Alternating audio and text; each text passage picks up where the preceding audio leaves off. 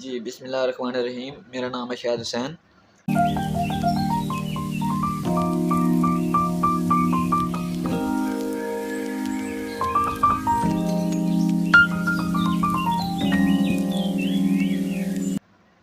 और आज हम पढ़ेंगे फर्स्ट ईयर मैथ का चैप्टर नंबर 6 जो कि सीक्वेंसेस एंड सीरीज से रिलेटेड है। तो वो देखते हैं। फर्स्ट ऑफ ऑल इसकी जो एक्सरसाइज है 6.1, तो उसमें जो है इंट्रोडक्शन वगैरह वो देखते हैं पहले तो हम। तो सीक्वेंस क्या होती है वो देखते हैं जी। सीक्वेंस होती है, सीक्वेंस एक फंक्शन होता है। Sequence is a function. Sequence is a function. इसकी जो डोमेन होगी वो सेट होगी नेचुरल नंबर का। Sequence is a function whose domain is a set of natural number. Sequence is a function whose domain is a set of natural number and range is a subset of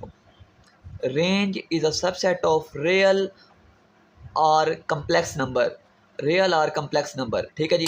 मतलब sequence एक function है जिसकी domain होगी set of natural number को belong करेगी। उसके बाद जिसकी जो रेंज होगी वो होगी सबसेट रियल और कम्प्लेक्स नंबर का। Sequence is a function whose domain is a set of natural number whose range is a subset of real or complex number। तो इसमें देखिए, उसके बाद इसकी ये तो पहला पॉइंट था इसका। सीक्वेंस के दूसरे पॉइंट पे आते हैं। अब रेंज दो तरह की होती है जी। रेंज दो तरह की होती है, वो देखते हैं कि रेंज, अगर वो कहता है कि अगर रेंज जो है रियल होगी, अगर रेंज रियल है उसे आप कहेंगे रियल सीक्वेंस, ठीक है जी। अगर रेंज रियल है तो उसे आप कहेंगे, मतलब यहाँ पे देखें ना, अगर रेंज सबसेट है रियल नंबर का तो उसे आप कहेंगे रियल सीक्वेंस, ठीक है जी। अगर रेंज सबसेट है रियल नंबर का तो उसे आप कहेंगे रियल सीक्वेंस, ठीक है जी। रियल सीक्वेंस,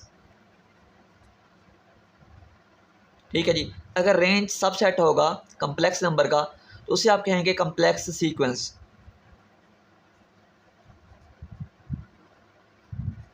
ठीक है। अगर रेंज सबसेट है रियल नंबर का उसे आप कहेंगे रियल सीक्वेंस। अगर रेंज सबसेट है कम्प्लेक्स नंबर का उसे आप कहेंगे कम्प्लेक्स सीक्वेंस। यहाँ से देखें, sequence is a function whose domain is a set of natural number whose range is a subset of real और कम्प्लेक्स नंबर। अब रेंज दो तरह की होती है। अगर रेंज सबसेट होगी रियल नंबर का उसे आप कहेंगे रियल सीक्वेंस, और अगर अगर रेंज जो है वो सबसेट होगी कम्प्लेक्स नंबर का उसे आप कहेंगे कम्प्लेक्स सीक्वेंस। इसमें तीसरा पॉइंट देखिए इसका, ये फर्स्ट पॉइंट है, ये इसका दूसरा पॉइंट है। यहाँ पे देखिए आप तीसरा पॉइंट जो आ रहा है वो देखें। वो कहता है types of sequence. Types of sequence क्या होती हैं जी? टाइप्स ऑफ सीक्वेंस,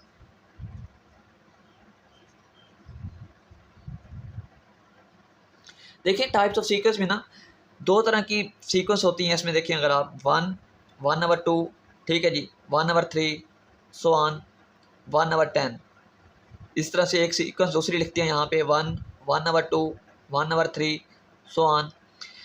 अगर सीक्वेंस में पहली और आखिरी टर्म आपको मालूम है तो उसे आप कहेंगे फाइनाइट सीक्वेंस, ठीक है जी। अगर सीक्वेंस के अंदर पहली और आखिरी टर्म आपको मालूम है तो उसे आप कहेंगे फाइनाइट। तो ये देखिए, फर्स्ट टर्म भी मालूम है आपको, लास्ट टर्म भी मालूम है, तो उसे आप कहेंगे फाइनाइट सीक्वेंस, ठीक है जी।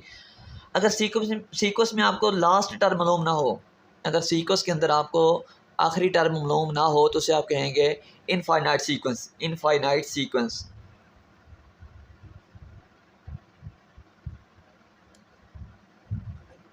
ठीक है जी। अगर सीक्वेंस में आपको पहली और आखिरी टर्म मालूम हो तो उसे कहेंगे फाइनाइट सीक्वेंस। उसके बाद अगर पहली टर्म मालूम हो और आखिरी टर्म आपको मालूम ना हो तो उसे आप कहेंगे इनफाइनाइट सीक्वेंस। अब सीक्वेंस को आप रिप्रेजेंट किस तरह करते हैं वो देखते हैं जी। सीक्वेंस को रिप्रेजेंट किस तरह करते हैं वो देखते हैं। रिप्रेजेंटेशन जो है, हम सीक्वेंस को रिप्रेजेंट कर रहे होते हैं इंग्लिश के small alphabet ABC, so on. Sequence को रिप्रेजेंट करेंगे इंग्लिश के स्मॉल अल्फ़ाबेट ABC, और इसमें जो वेरिएबल यूज़ करते हैं वो यूज़ करते हैं एन वेरिएबल के तौर पे यूज़ होता है यहाँ पे सीक्वेंस में, ठीक है जी।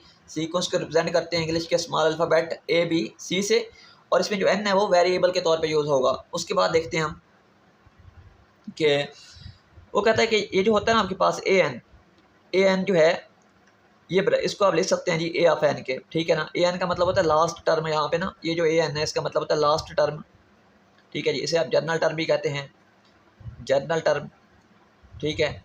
और यहाँ पे इसे आप जो है nth टर्म भी कहते हैं, nth टर्म, ठीक है। उसके बाद ना यहाँ पे वो कहता है अगर AN को आप करली ब्रैकेट में लिख देना, AN को करली ब्रैकेट में लिखेंगे तो इसका मतलब होता है A1, A2, so on A3 इस तरह से सो ऑन। तो देखिए अगर ए एन को आप करली ब्रैकेट में लिखेंगे इसका मतलब होता है सीक्वेंस। अगर ए एन को आप करली ब्रैकेट में लिखते हैं तो इसका मतलब होता है सीक्वेंस। ठीक है जी।